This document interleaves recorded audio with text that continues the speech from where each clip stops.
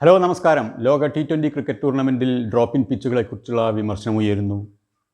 അതേസമയം LBW നിയമത്തെക്കുറിച്ചുള്ള ചില പരാതികളും വിമർശനങ്ങളും വരുന്നു.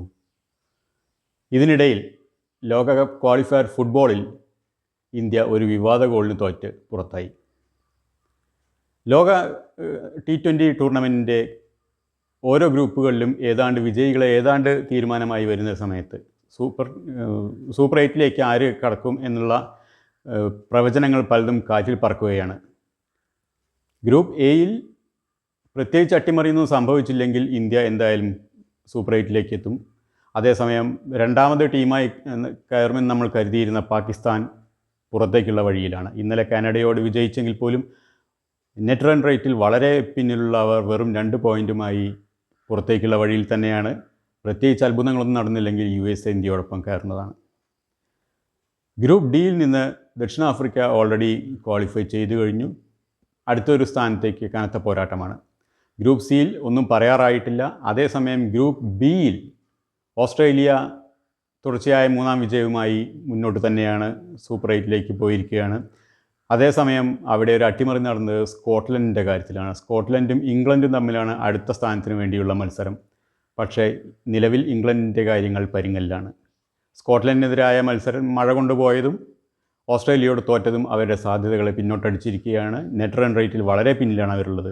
സ്കോട്ട്ലൻഡ് ആകട്ടെ ഇനി വലിയ അട്ടിമറികളൊന്നും നടന്നില്ലെങ്കിൽ മുന്നോട്ട് കയറും എന്നുള്ള ഒരു പ്രതീക്ഷയിൽ തന്നെയാണ്.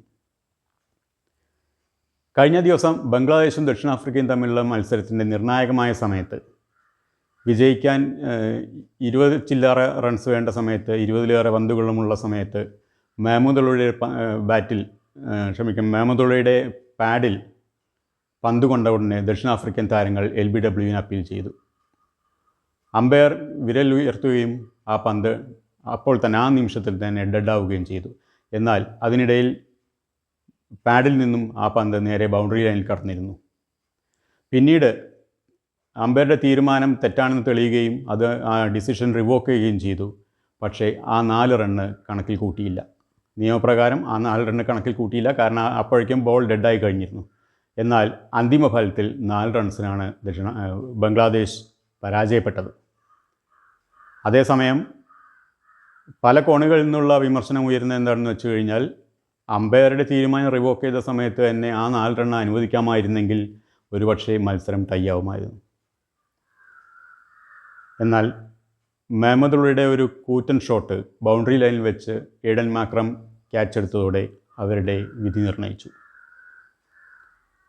ഇന്നലെ ഇന്ത്യയും ഖത്തറും തമ്മിലുള്ള ലോകകപ്പ് ക്വാളിഫയർ മത്സരത്തിൽ ഇതുപോലുള്ളൊരു തീരുമാനമുണ്ടായി. ശരിക്ക് കോർണറായ ഒരു പന്ത് തിരിച്ചെടുത്ത് ഖത്തറിൻ്റെ പ്ലെയർ എടുത്ത് ഗോളാക്കുകയുണ്ടായി. യഥാർത്ഥത്തിൽ ആ പന്ത് ഔട്ടായിരുന്നു. എന്നാൽ ഒരു റിവ്യൂവിന് പോലും മുതിരാതെ റഫറി ആ ഗോൾ അനുവദിക്കുകയും അന്തിമമായി 2-1 പരാജയപ്പെട്ട ഇന്ത്യ ലോകകപ്പിൽ നിന്ന് ക്വാളിഫയറിൽ നിന്ന് പുറത്താവുകയും ചെയ്തു.